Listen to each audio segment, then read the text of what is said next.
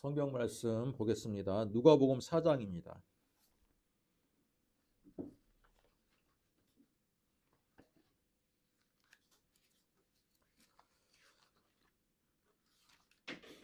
누가복음 4장 신약성경 93쪽에 있습니다. 1절부터 13절까지 저와 여러분이 한 절씩 교독하겠습니다.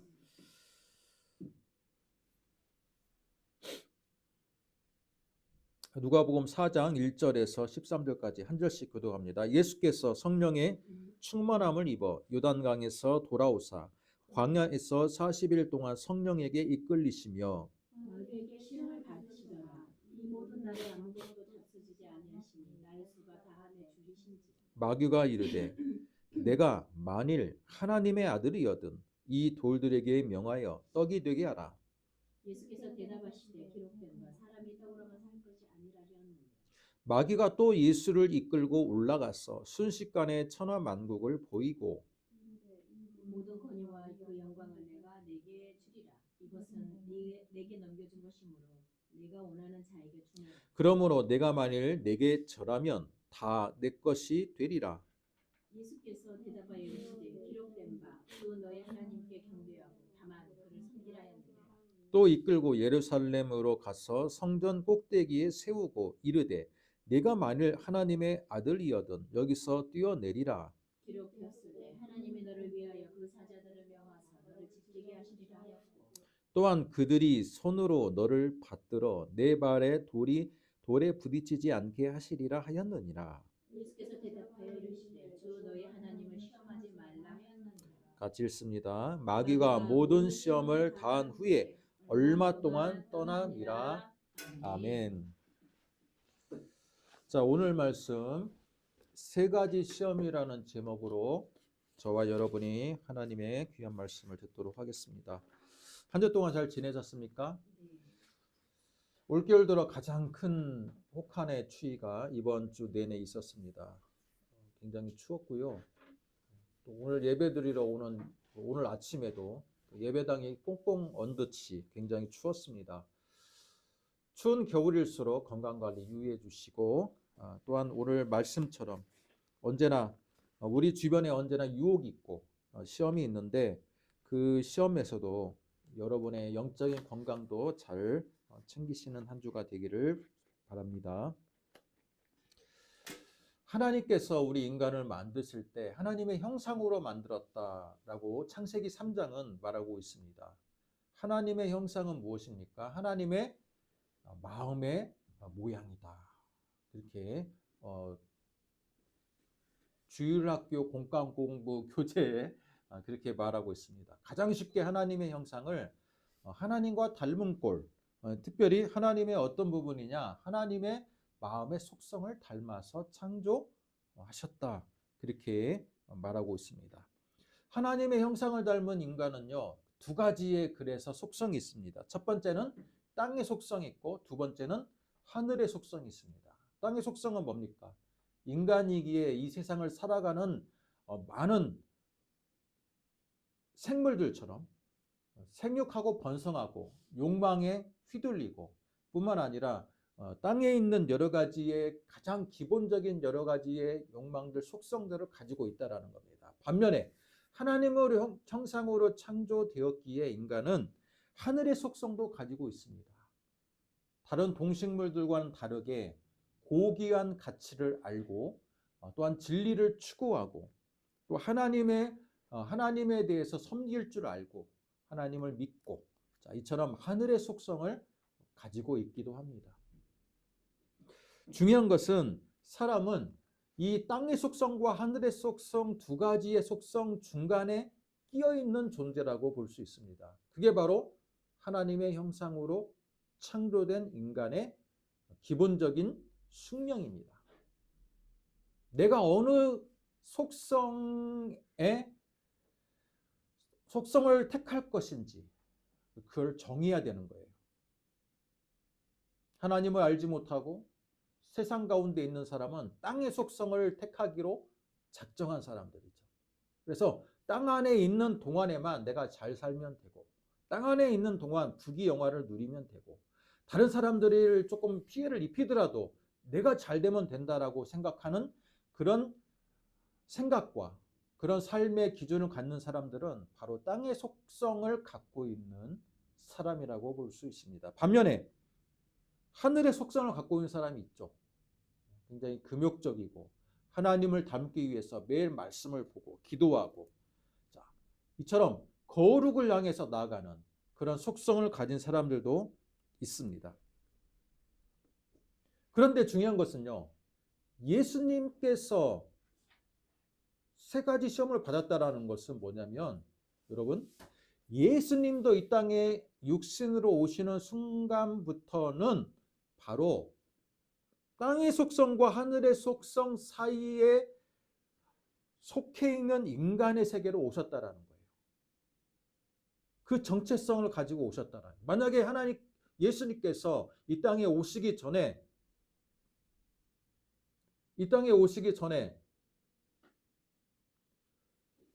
하늘의 세계에 계셨으면 어때요? 계셨을 때는 땅의 속성에 대한 유혹이 있나요? 없죠. 그런데 예수님이 이 땅에 오셨다라는 것 자체가 이미 땅의 속성과 하늘의 속성 사이에 형상으로 오셨기에 얼마든지 땅의 속성에 대한 유혹에 노출되어 있었다라는 거예요. 오늘 말씀 1절을 보겠습니다. 예수께서 성령의 충만함을 입어 요단강에서 돌아오사 광야에서 40일 동안 성령에게 이끌리셨다. 여러분, 이건 뭡니까?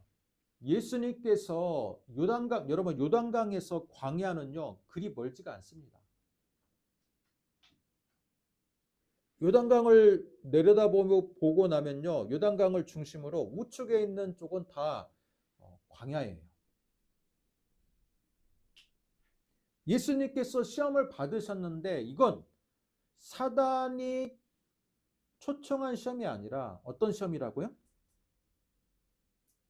예수께서 요단강에서 세례를 받는 순간 성령께서 비둘기같이 임하시고 그 성령이 충만함을 예수님께 입히셔서 그 순간 예수님이 광야로 40일 동안을 이제는 금식하면서 기도하시는데 그때 마귀가 나타났다는 거예요. 이건 마귀가 주도하는 시험이 아니라 하나님께서 의도하시고 하나님께서 시험 받도록 허락하셨다라는 의미가 있습니다. 성령의 충만함을 입어서 성령에 이끌리셨다는 표현이 바로 그거예요. 성령께서 시험을 받도록 이끌어 가셨고 하나님의 계획 가운데 있었다라는 표현입니다. 자, 이 순간 우리들은 두 가지를 생각해야 돼요. 첫째, 여러분, 세속적으로 이 본문을 해석하는 사람들은요, 예수님이 시험 받았다라는 것을 마귀라는 이 존재를 굉장히 세속적으로 해석합니다. 그래서 예수님이 광야에서 이끌려 가셨는데 그 예수님이 금식하는 순간에 지나가는 베두인족들이 또는 지나가는 유목민족들이 그 예수님께서 금식하시는 모습을 보고 몇 마디를 건넨 것이 그게 예수님에 대한 시험이다. 그렇게 어떤 영화는 그렇게 그려놨더라고요. 영국의 유명한 배우를 예수님으로 딱 그렇게 상정을 하면서 예수님이 금식기도 하는데 영적인 사단의 마귀가 예수님과의 1대1 존재로서 맞닥뜨리는 게 아니라 지나가는 사람들이 예수님을 유혹했다는 그런 부분이 있습니다. 저는 그것보다는 예수님과 사단의 가장 왕에 해당하는 이 사탄이 공생의 사역을 시작하기 전에 하나님의 나라와 세상의 나라 사이를 두고 단판을 먼저 짓는 모습이라고 보는 게 더 합당하다고 생각이 듭니다. 이건요, 창세기에도 나타나요. 여러분, 창세기에 아담과 하와를 하나님께서 창조하신 이후에 에덴 동산을 지키게 하셨는데 그 에덴 동산을 지킬 때에 하나님 외에 또 다른 영적인 존재가 그들에게 나타나는데 그게 뭡니까? 그것도 마귀죠. 근데 마귀가 나타나서 그들에게 어떤 얘기를 합니까? 야, 하나님께서 정말로 저 동산 가운데 있는 나무의 실과를 따먹지 말라고 하더냐? 라고 하는데 그 질문에는요, 굉장한 속임수가 있습니다. 그냥 동산 중앙에 있는 나무가 아니라 정확히 말하면 선악과를 말하는 건데 그들은 뭉뚱거려서 이야기하면서 계속해서 조금씩 잘못된 정보를 주면서 그들을 유혹하는 겁니다. 바로 저는요, 그 장면하고 오버랩된다고 봐야 돼요. 창세기 3장에 나오는 이 사탄과 아담과의 이런 유혹 장면과 그 장면은 무엇을 상징합니까? 온 인류를 대표하는 게 아담이고요.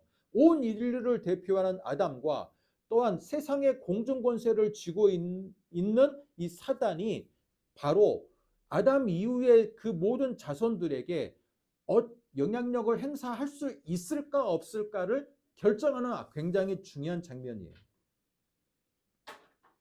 그런데 마찬가지로 여러분 봐보세요. 누가복음 4장과 마태복음 4장은요.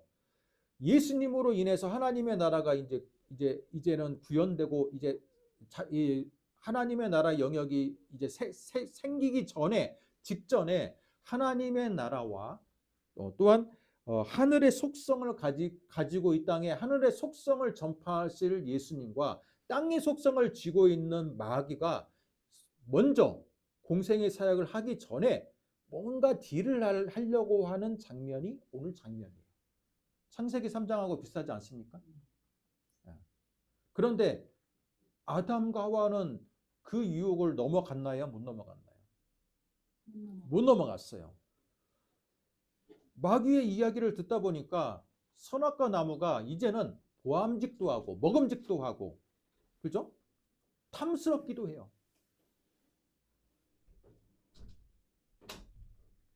마귀의 유혹에 넘어가니까 그동안 하나님의 금지의 열매였던 선악과가 다르게 보이기 시작하는 거예요. 다르게 보여. 여러분, 사람이요, 욕망에 한번 노출되면 내가 그냥 평상시 때 보통 눈으로 봤던 것들이 이제는 욕망의 대상이 됩니다. 욕망의 대상이 돼요. 그건 뭐예요? 이미 내가 바라보는 관점이 달라졌다는 거죠.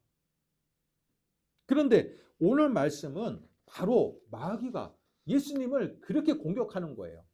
관점을 좀 다르게 바꾸기 위하고 다른 관점으로, 야, 너 하나님의 나라 운동하기 위해서 이 땅에 왔는데 너 그런 방법 말고, 십자가에 달리는 방법 말고 이런 방법으로 하나님의 나라 운동을 해보면 어때? 지금 그렇게 제안을 하는 거거든요. 굉장히 아담과 하와가 시험받았던 요소와 예수님이 광야에서 시험받았던 요소는요, 굉장히 비슷한 성격이 있어요. 온 인류의 조상이었던 아담과 하와는 사탄의 유혹을 이기지 못했기 때문에 그 후손들이 계속해서 세상의 땅의 속성, 세상의 속성에 굉장한 많은 영향력을 받을 수밖에 없었어요. 그러나 이 땅에 하나님의 나라를 가지고 오기 위해서 예수님이 오신 후에 예수님은 땅의 속성보다는 하늘의 속성의 세계, 하나님의 나라의 세계를 이 땅에 전파하기 위해서 오니까 어떻게 됩니까? 영적인 존재였던 이 마귀가 비상이 걸어진 거예요. 비상 상태가 떨어졌어. 우리 세계를 지금 무너뜨리기 위해서 하나님의 아들 예수님이 이 땅에 오셨네? 그때부터는 비상 상황인 거예요. 그래서 기회를 노리다가 마침 예수님이 성령의 충만함을 입고 광야에서 40일을 금식하는 그 틈을 노려서 예수님께 접근을 하는 겁니다. 접근을 해요. 그러면서 지금 오늘 이 마귀와 예수님과의 대화가 시작이 되는 거예요. 여러분, 첫 번째를 한번 읽어보겠습니다. 첫 번째. 자, 첫 번째 시험을 받기 전에 마귀에게 시험을 받으시더라 그러면서 모든 날에 아무것도 잡수시지 아니하고 날수가 다음에 줄이신지라 라고 되어 있습니다. 자, 이건 뭡니까? 40일 금식 기도를 다 마친 직후라는 거예요. 뭐 20일 정도 했다, 30일 정도 했다, 그게 아니라 40일의 이 금식 기도를 예수님이 그 기한을 다 마쳤어요. 우리 사람들, 우리 믿음에 신실하신 분들 가운데 어때요? 40일 금식기도 물만 마시고 40일 금식기도 하는 분들이 몇 개 주변에는 가끔 계세요. 근데 그분들 이야기를 보면요, 온몸에 짐이 다 빠진다 그래요. 온몸에 진이 빠지고 생명이 정말 몇 년은 단축된다고 할 정도로 정말로 힘든, 회복 기간도 힘들고 40일 금식을 하는 것도 힘들고 정말로 목숨을 걸어야 되는, 심지어 40일 금식 하다가 돌아가신 분들도 많이 있어요. 그렇기 때문에 40일 금식 기도는요, 정말 어떤 특별한 목적, 그죠? 특별한 이유를 갖지 않고는 목숨을 걸어야 될 만큼의 힘든 기도입니다. 그런데 예수님이 그런 기도를 하셨어요. 그리고 40일 금식 기도를 다 마치셨어요. 그 순간에 바로 마귀가 나타나는 거예요. 그랬을 때 가장 먼저 어떤 유혹을 할까요? 여러분 같았으면 지금 금식 기도를 하고 마치신 예수님에게 가장 필요한 게 뭔가를 생각했겠죠. 예수님이 가장 필요한 건 뭡니까? 40일 금식 기도를 마쳤으니까 먹을 게 필요한 거예요. 먹을 게. 예수님의 필요를 아시는 겁니다. 여러분, 미국의 유명한 인지심리학자 가운데 이 메슬로우라는 사람이 있습니다. 사회복지를 조금 공부해 보면 알 수 있는, 또는 심리학을 공부해 보면 알 수 있는 대표적인 유명한 학자인데, 이 메슬로우가 어떤 이야기를 했냐면 인간의 욕구는 피라미드와 같다. 제일 밑에 있는 이 다섯 개 계단으로 형성되어 있는 피라미드와 같다, 이렇게 말했습니다. 제일 밑에 있는 피라미드의 제일 밑에 있는 이 5번째 단계는 뭘까요? 생리적 욕구. 생리적 욕구. 네 번째 칸에 있는 욕구는 뭡니까? 안전의 욕구. 세 번째 칸은 소속감, 애정, 소속감에 대한 욕구. 네 번째는 존중감의 욕구. 마지막 제일 피라미드 꼭대기에 있는 것은 자아실현의 욕구입니다. 이건 뭡니까? 인간은요, 제일 밑에 있는 욕구부터 충족이 돼야 그 다음 단계로 올라갈 수 있다는 거예요. 여러분, 아프리카 가가지고 굶어 죽고 있는데 가갖고 여러분 자아실현을 하십시오. 여러분 꿈이 뭡니까? 꿈을 이루기 위해서 대학을 가기 위해서 준비하세요. 근데 뭐라고 할까요? 내가 굶어 죽게 생겼는데 무슨 꿈을 이야기하느냐? 나는 지금 생존에 매일매일 생존에 급박한 상황에 있는데, 그렇게 이야기하지 않겠습니까? 마찬가지예요. 사람은요, 사람의 기저에 가장 깔려있는 욕구 중에 가장 강한 욕구는 뭐냐면 바로 생리적 욕구예요. 내가 먹고 마심을 해결하고자 하는 욕구예요. 먹고 마심이 해결될 때 비로소 그 다음 단계인 무엇으로 넘어갑니까? 안전에 대한 욕구. 그러고 나서야 내가 집도 있고 좀 안전하게 좀 살아야겠는데 라는 걸 고민한다는 거예요.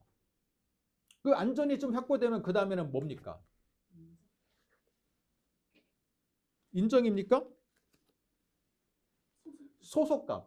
좀 동아리 활동도 하고 좀 내가 다른 사람들과 교제도 하고. 왜? 안전하니까. 먹고 마실 게 해결되고 안전해지면 이제는 사람들과의 관계성을 맺고 그 안에서 내가 나름대로 활동, 소속감을 느끼려고 한다는 겁니다. 그리고 나서 네 번째가 존중을 받기를 원해. 이제 소속되고 나서 내가 총무도 하고 뭣도 하고 그래갖고 내가 좀 나름대로 인정받기를 원하는 게 존중받는 욕구입니다. 그리고 제일 마지막은 뭡니까? 존중까지 다 받았어. 그리고 나면 제일 마지막에 내가 정말 꿈이 뭐였지? 내가 정말 하고 싶은 게 뭐였지? 자아실현을 하고자 하는 욕구가 이제는 된다는 거예요.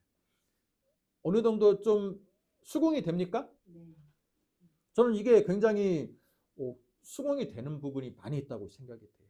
그런데 오늘 이 메슬로우의 5단계 욕구 이론 중에서 사단은요, 예수님께 첫 번째 유혹을 할 때 맨 첫 번째 인간에 대한 생리적 욕구로부터 유혹을 시작해요. 생리적 욕구. 인간의 가장 기본적인 본성에 대한 욕구예요. 야, 너 지금 40일을 금식했으니 정말 육신적으로 약해졌잖아.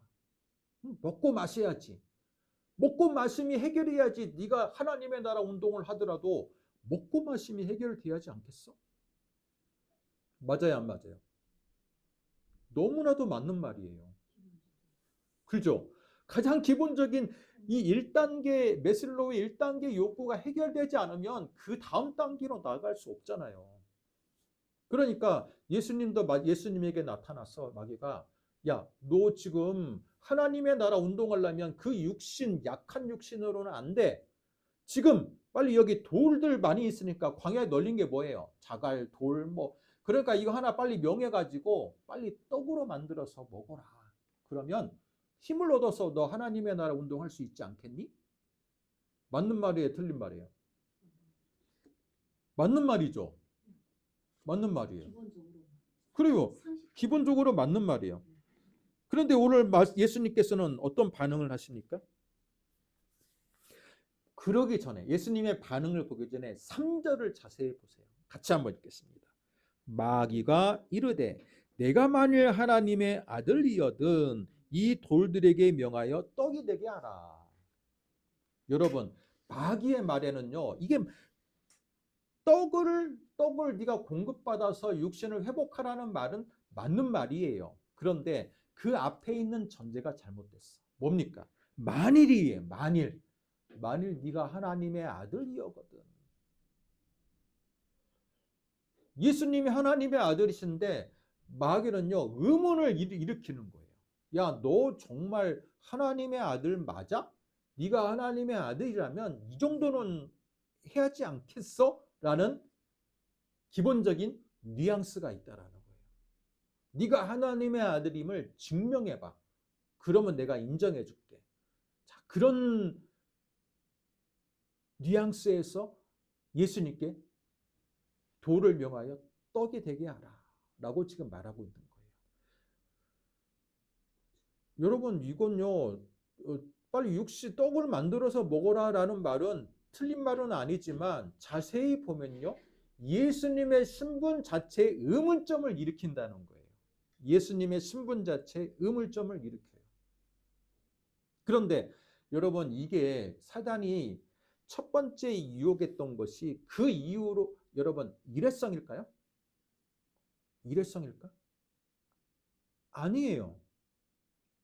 이 첫 번째 유혹은요, 그 이후에도 많이 있었어요.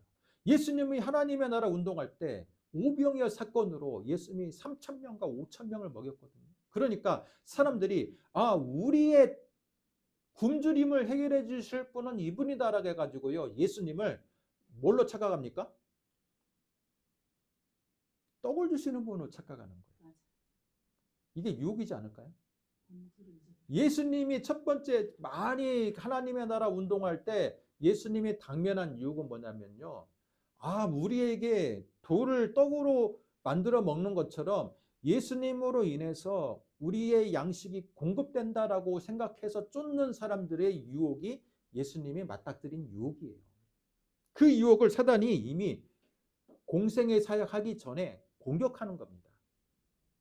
야, 사람들에게 하나님 나라 운동할 때 너 이렇게 이렇게 뭐 비유 말하고 뭐 계속해서 강론하고 하나님의 나라 하늘의 세계 이야기하면 사람들이 어려워하잖아. 그러니까 그냥 돌을 떡으로 만든 것처럼 그냥 기적을 일으켜 가지고 사람들에게 인기에 영합해 가지고 너 하나님 나라 운동해, 그겁니다.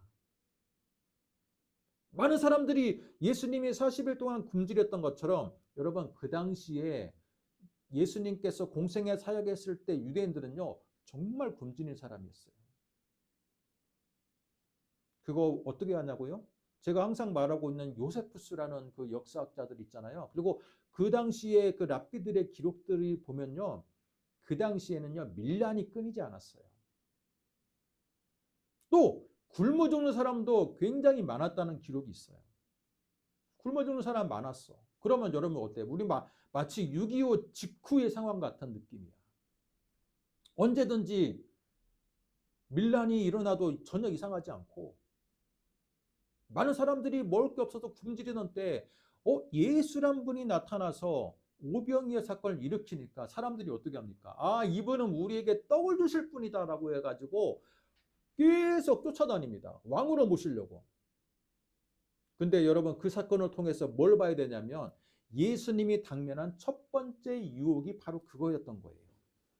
야, 너 하나님 나라 운동할 때 그렇게 하늘의 세계의 진리를 뭐 이렇게 복잡하게 이야기해. 그냥 돌을 떡으로 만드는 것처럼 사람들이 먹을 걸 해결해 주면 너 하나님 나라 운동 끝나는 거야. 인기에 영합할 수 있는 거야. 그렇게 지금 말하고 있는 거예요. 그러자 예수님 뭐라고 말씀하세요? 4절. 예수께서 대답하시되 기록된 바 사람이 떡으로만 살 것이 아니라 하였느니라. 사람은 물론 떡으로 사는 존재긴 해. 사람은 땅의 속성을 갖고 있기 때문에 육신의 양식을 공급받아야 되는 존재긴 해. 그러나 반면에 사람은 또 하늘의 속성도 갖고 있기 때문에 사람은 떡으로만 사는 게 아니야. 그 얘기를 하는 거예요. 자, 그런데 이 말씀이 예수님의 말씀이자 또 무슨 말씀이에요?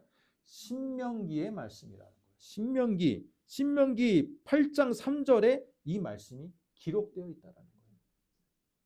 예수님께서 신명기의 말씀을 인용해서 사단 마귀의 유혹을 물리치는 겁니다. 자, 이건 한 번만 물리친 게 아니라 어떠라고요?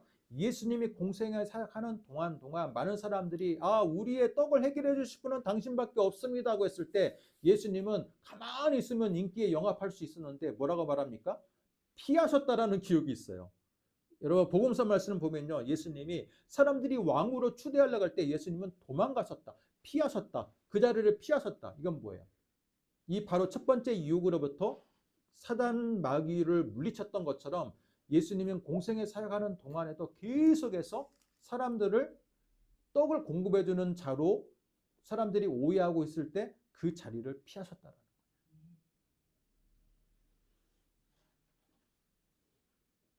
두 번째 유혹은 뭡니까? 장소가 바뀌었어요. 마치 CG처럼요. 처음에는 광야였어.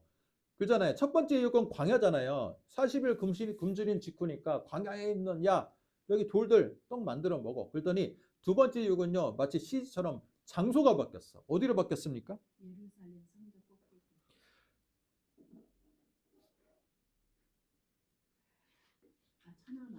천하만국이죠. 천하만국. 이 천하만국을 보였다라는 것은 어떤 높은 산이었을 거예요. 그죠? 어떤 산인지는 모르겠어. 그러나 예수를 이끌고 올라갔다. 순식간에 장소를 이동했어. 그러면서 천하만국을 보여주면서 뭐라고 말합니까? 그 모든 권위와 영광을 내가 너에게 주겠다. 근데 어떤 조건으로? 7절. 내가 만일 내게 절하면 다 내 것이 될 거다. 이건 뭐냐면요, 너 그렇게 힘들게 십자가 지지 말고 공생의 사역 동안에 힘들게 사역하지 말고 나한테 한 번만 절하면 내가 너에게 세상의 그 모든 영광을 너한테 주겠다. 응? 줄 거니까 그걸로 하나님 나라 그냥 빨리 속성으로 끝내자. 그렇게 말하는 거예요. 다 너에게 주겠다. 원래 너 하나님께 있던 그 세상인데 내가 잠깐 받은 거잖아. 그러니까 그냥 돌려줄게. 그 얘기를 하는 겁니다.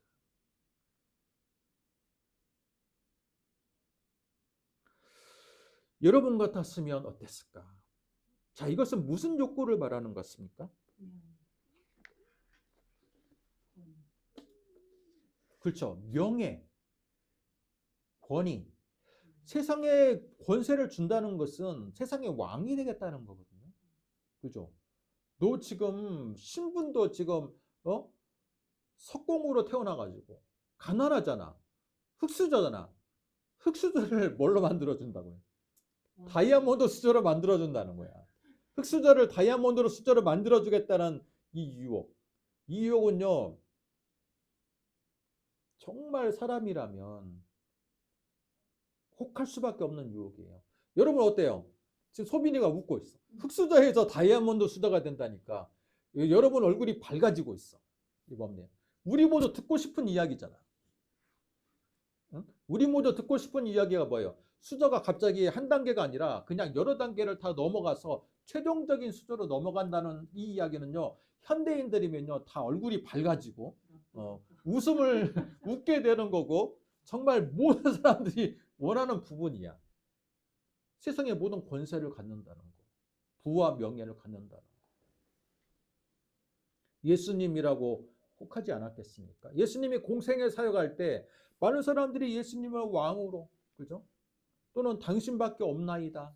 그런 그 예수님을 떠받드는 그 무리 속에 예수님은 항상 사역을 했어요. 그러면 사람이 예수님과 똑같은 인성을 갖고 있기에 당면하는 유혹이 뭐예요? 당신이 나의 먹고 모든 것을 해결해 주니까 우리가 당신을 따르겠습니다. 당신의 왕국에 나는 영의정이 되고 좌의정만 이 자리만 준다면 내가 군사가 됐든 뭐가 됐든 내 생명을 바쳐서 당신을 호위하겠습니다. 여러분 그런 사람들이 한둘이었겠습니까? 예수님이 조금만 교만해지면 어떻게 됐을까요? 그거 그래 내가 내 세상의 왕국에 내가 등극하겠다. 그렇게 될 수도 있는데 예수님은 어때요? 8절 주 너희 하나님께 경배하고 다만 그를 섬기라.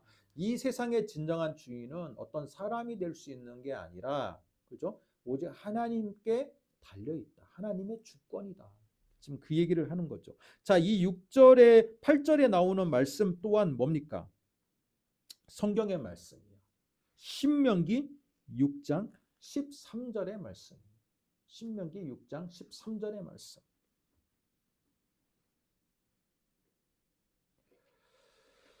요한일서 2장 16절에 우리가 잘 알고 있는 말씀이 있죠. 어떤 말씀이 있습니까? 어디까지 이야기했냐면 요한일서 2장 16절 이야기를 했습니다. 그러면서 두 번째 예수님의 두 번째 이 시험은 뭐냐? 바로 안목의 정욕이죠. 안목의 정욕. 안목의 정욕이에요. 야, 보암직도 하고 이 눈에 보이는 이 세계를 너에게 주겠다 했을 때 예수님 역시 항상 하나님의 말씀으로 물리치셨다라는 것을 알고 있습니다. 예수님은 군림하는 왕으로 올 것이냐 아니면 섬기는 하나님의 아들이 될 것이냐라는 선택의 기로에서 섬기는 존재라는 것을 다시 한번 천명하는 겁니다. 근데 사탄은 어때요? 야, 가장 낮은 자세에서 가장 낮은 모습으로 사람들을 섬겨봤자 배신받게 당할 게 있느냐. 차라리 군림하는 왕이 되어라. 세상에 나한테 한 번만 절하면 내가 세상에 권세를 주겠다. 흙수저에서 다이아몬드 수저를 만들어 주겠다. 그 얘기를 하는 거예요. 그런데 하나님의 말씀으로 모든 걸 물리치신 예수님. 자, 세 번째 시험 뭡니까? 세 번째 시험도 한번 읽어보겠습니다. 이번에는 또 장소가 또 바뀌었어요. 어떤 장소로 바뀌었느냐? 높은 산에서 이제는 예루살렘 성전 꼭대기로 장소가 바뀌었어요. 성전 꼭대기에 예수님을 세우고 이르되 만일 여기도 또 뭡니까? 만일이에요. 만일. 사단은 항상 만일이라는 말을 잘 써. 예수님의 신분이 명확히 하나님의 아들임에도 불구하고 야, 만일 있잖아. 네가 하나님의 아들이라면 이 정도는 해야지 않겠어? 자꾸 그걸로 시험을 하는 겁니다. 그러면서 뭐라고 말합니까? 네가 만일 하나님의 아들이거든 여기서 한번 뛰어내려봐. 그러면서 마귀도 성경 말씀을 인용하는 거예요. 하나님이 너를 위하여 사자들을 명하사 너를 지키게 하시겠다라고 시편에서 약속하고 있잖아. 시편 몇 편입니까? 91편 11절. 야, 시편 91편에서 너 그렇게 너를 지킨다고 했잖아. 그리고 또 그들이 손으로 너를 받들어 내 발에 돌에 부딪히지 않겠다라고 했잖아.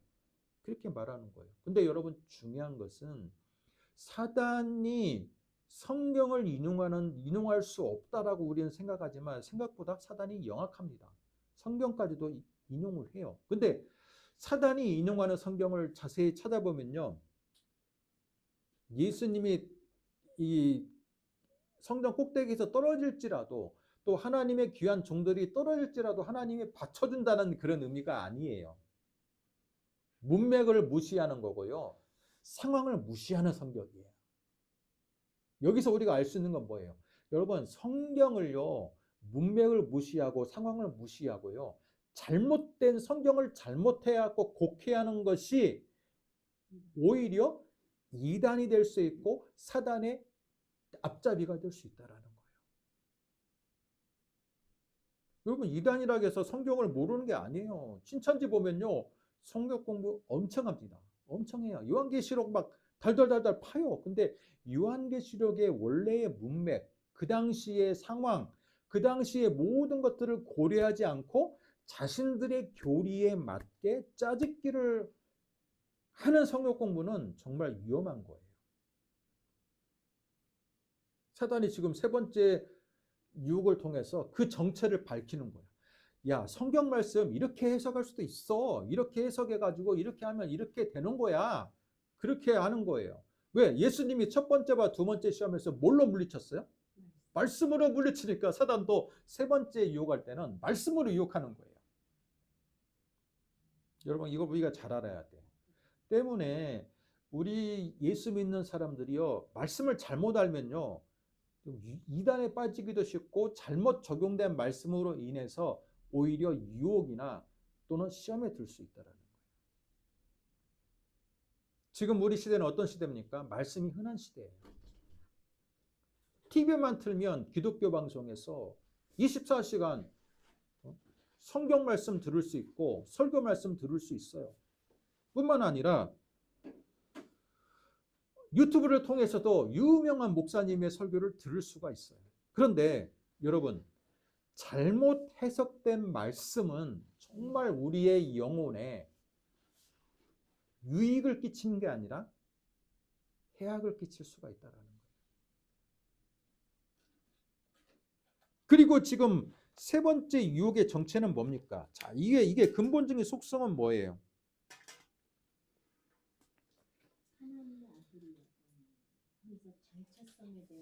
뛰어내리라는 것은 무슨 지금 욕망을 자극하는 겁니까? 무슨 욕망을 자극하는 거예요?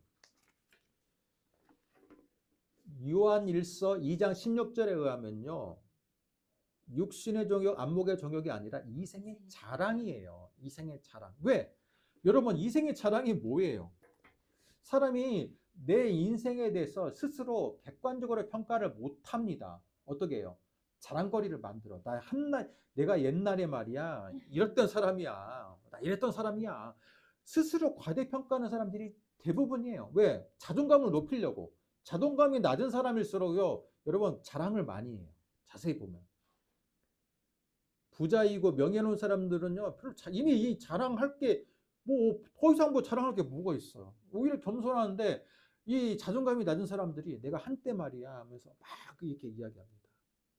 마귀가 예수님을 가리켜서 이제 이생의 자랑으로 하나님의 나라 운동을 하라는 거예요. 예수님께서 성전 꼭대기는요, 여러분, 성전 꼭대기는요, 사람들이 주목하고 있는 곳이라는 뜻이에요. 예루살렘은 그 당시 유대의 나라 중에서 가장 인구가 많은 나라, 많은 도시 뿐만 아니라 많은 유대인들의 이목이 집중되어 있는 도시예요. 근데 그 중에서도 성전은 많은 사람들이 정말로 주목하는 곳인데 성전 꼭대기에서 뛰어내려 봐요. 그것을 천사들이 딱 순간 이동해 가지고 예수님을 딱 이렇게 딱 잡아가지고 사뿐하게 땅에 내려봐요. 이 사람들이 다 우리로 말하면 TV 중계하고 있는 거야. TV를 중계하고 있는데 예수님이 뛰어내려서 천사들이 슬라이딩 해가지고 딱 잡아주는 모습을 보이면요, 예수님은 어떻게 됩니까? 흔히 말하는 스타가 되는 거예요. 유대인들에게 있어서는요, 예수님은요, 이제 하나님의 아들이라는 것이 증명될 뿐만 아니라 스타가 되는 거예요. 야, 너 하나님의 나라 운동을 왜 이렇게 힘들게 하려고 그래? 마귀는 알고 있어. 예수님이 공생애를 통해서 가야 할 길을 알고 있어요. 십자가를 져야 될 운명이라는 것을 알고 있어요. 그러니까 마귀가 어때요? 야, 그렇게 힘든 길을 가지 말고 사람들이 이목이 가장 집중되어 있는 성전 꼭대기에서 사람들이 다 쳐다보고 있을 때 한번 뛰어내려서 천사들이 너를 받아주는 것을 사람들로 하여금 보게 해봐. 그러면 너의 하나님의 나라 운동은 어떻게 된다? 이제부터는 힘들지 않아. 힘들지 않고 순풍에 돛단 듯이 그냥 스무스하게 많은 사람들이 너를 우상, 아이돌로 추앙할 것이고 네가 말하는 그 모든 말에 다 그냥 반대하는 사람 없고 너는 그냥 아주 수월하게 하나님의 나라 운동을 할 수 있어. 하나님 나라 운동을 그렇게 하고 그냥 빨리 그냥 하늘로 올라가는 게 낫지 않겠어? 그렇게 이야기하는 거예요. 얼마나 설득력이 있습니까?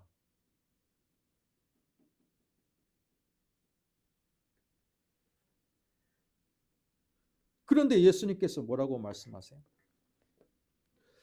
12절 주 너의 하나님을 시험하지 말라. 이렇게 말씀하시면서 마귀가 떠났어. 떠났는데 여러분 13절을 자세히 보세요. 마귀가 모든 시험을 다한 후에 그냥 떠나는 게 아니라 어느 동안? 얼마 동안 떠났다. 여러분 이 부분을 주목해야 돼. 많은 사람들이요 3가지 시험을 마친 다음에 그 후로는 예수님에게 마귀가 접근도 안 한 줄 알아. 그건 아니에요. 얼마 동안 떠나 있다가 이 말의 의미는 뭐예요? 얼마 안 있어서 하나님 나라 운동할 때 마귀가 다시 접근해 가지고 사람들을 군중들을 계속해서 조동해 가지고 예수님의 하나님의 나라 운동을 방해했다라는 뜻이에요. 중요한 건 뭐냐면 하나님 나라 운동을 시작하기 전에 예수님은 이미 사단 마귀로부터 이 3가지의 유혹, 요한 1서로 말하면 그죠? 육신의 정욕, 안목의 정욕, 이생의 자랑, 이 3가지의 유혹을 하나님 나라 운동할 때 이미 겪어야 될 유혹을 먼저 겪었다. 영적인 존재로부터 맞닥뜨려서 먼저 이기고 시작했다라는 게 오늘 말씀의 중요한 의미라고 볼 수 있습니다. 여러분 3가지의 시험 중에서 이 마지막 3번째 시험은요. 뛰어내리라. 이건요. 예수님이 너 하나님 나라 운동할 때 말씀 중심의 사역을 하는 것보다 또 십자가를 강조하는 구원의 사역을 하는 것보다 이적 중심의 사역을 하면 너 사람들한테 인기를 받을 거야. 그죠? 이생의 자랑, 자랑거리가 되고 너는 우상이 되고 스타가 될 거야 라고 말하는 거예요. 근데 많은 사람들이 실제로 신앙생활 할 때 그러지 않나요? 성경 공부 힘들어요, 안 힘들어요? 힘들죠. 성경 공부는 끝이 없어. 몇 단계를 끝나면 되는 줄 알았는데 또 성경 공부해야 하고 또 해야 되고 교리 공부도 해야 되고 상담도 받아야 되고 뭐 끝이 없어요. 저도 신학을 하지만 끝이 없어. 그런데 그냥 손만 대면 병이 낫고 일어나. 이건 끝이에요. 성경 공부해가지고 믿어지냐 안 믿어지냐 뭐 초신자에서 이제는 뭐 중급 신자가 되기까지 얼마나 여러분 과정이 복잡하고 시간이 많이 소요됩니까? 그런데 초신자에게 여러분 한번 손을 댔더니 병이 나았어. 그러면 그 사람 어떻게 돼요? 열심히 예수를 믿죠. 이것처럼 확실한 게 어디 있어? 우리 주변에도 나 증거를 보여주면 예수를 믿을게라고 여러분 예수를 믿지는 않지만 나 증거만 확실히 보여주면 예수 믿을게 하고 대기하고 있는 사람들이 많이 있어요 없어요? 있어요.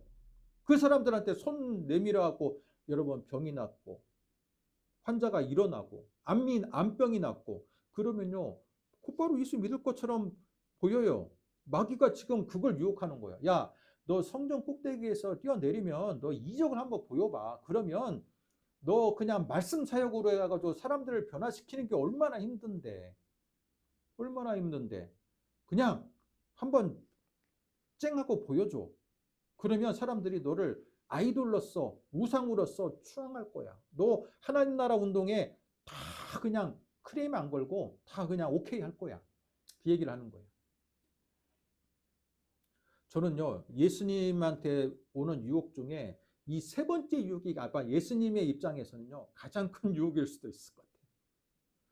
예수님도 알잖아. 본인이 얼마나 지금 어려운 환경에서, 그죠?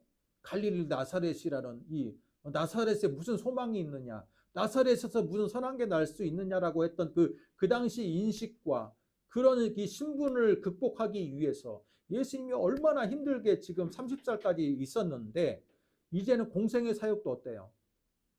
인자는 머리 둘 곳도 없다라고 할 정도로 매일매일 먹고 마시고 거처할 자리도 없이 하나님 나라 운동하는 게 얼마나 어렵다는 것도 알고, 또 십자가를 져야 되는 것도 아는데 마귀가 뭐라 그래? 야, 그렇게 어렵게 하지 말고, 어렵게 말씀 사역하지 말고 사람을 그냥 일으켜 세워.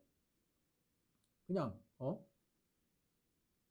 그렇게 해가지고 빨리 쉽게 하자고 얘기를 하는 걸 때 정말 흔들리기 쉬웠을 유혹을 마귀가 제안했다라고 봐요. 심지어 성경도 인용해. 마귀가 성경조차도 인용해. 얼마나 지금까지 첫 번째, 두 번째는 성경은 인용 안 했거든. 근데 세 번째 와가지고는 이제는 막 시편도 막 들쳐가지고 막 읽어주면서 예수님을 유혹해. 그러나 예수님은 이 모든 것에서 사단아 물러가라. 하나님을 시험하지 말라. 여러분, 우리가 지금 예수님이 당한 시험은요, 예수님만이 당한 시험이 아니라 우리가 당하는 시험이에요.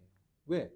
예수님이 이 땅에 오는 순간 땅의 속성과 하늘의 속성 중에 그 선택할 수밖에 없는 인간의 운명을 가지고 예수님이 시험을 당한 거잖아요.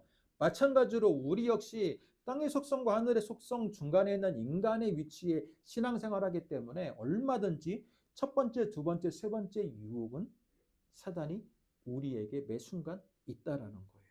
그것을 예수님이 얼마나 슬기롭게 극복했는지를 통해서 우리도 예수님처럼 극복하며 하나님 나라의 백성으로서 살아야 된다라는 것을 우리에게 교훈해 주고 있다라는 겁니다.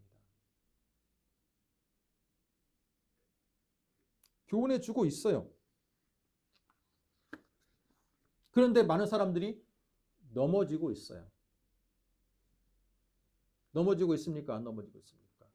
어떤 사람은요, 이단에 빠지는 게 이단에서 이게 그냥 신비롭게 예언해주면 거기에 혹해가지고 넘어가고요. 그게 마귀의 유혹에 넘어가는 거예요. 어떤 사람은 예수 믿으면 무조건 잘 된다, 사업 성공한다니까 그것 때문에 이제 신앙생활을 하게 되는데 그 기복주의에 빠지는 거, 그것도 마귀의 저는 유혹이라고 봐요. 어떤 사람은 또 명예, 내가 어디 교회 장로인데, 어디 교회 내가 뭔데, 막 명함에 내가 뭐 하나를 박을 수 있다라는 것만으로도 그게 교회 교인이 되고 신앙생활 하는 거, 여러분 그게요, 보기에는 좋아도 그것도 하나의 유혹이 될 수 있어요. 뿐만 아니라 지금 우리 정광훈 씨처럼 어때요?